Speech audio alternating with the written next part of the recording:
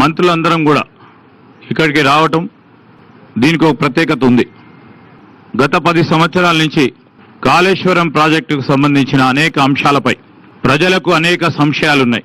దానికి తోడు మనం అందరం చూసినాం, యావత్ రాష్ట్ర ప్రజానికం చూడటం జరిగింది.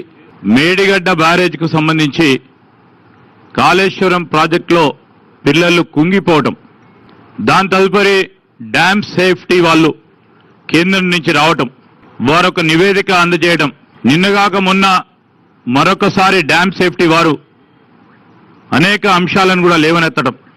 ఈరోజు మా ప్రభుత్వం మరి గౌరవ ముఖ్యమంత్రి రేవంత్ రెడ్డి గారు, గౌరవ ఇరిగేషన్ మంత్రి ఉత్తమ్ కుమార్ రెడ్డి గారు ప్రజలకు తెలియజేయాలి వాస్తవికంగా ఈరోజు ఇక్కడ జరుగుతా ఉన్న అంశాలేంటి, ఈ కట్టడాలు ఏ విధంగా జరిగినాయి, ఎందుకు కుంగిపోవటం జరిగింది, అదేవిధంగా భారీ వర్షాల వల్ల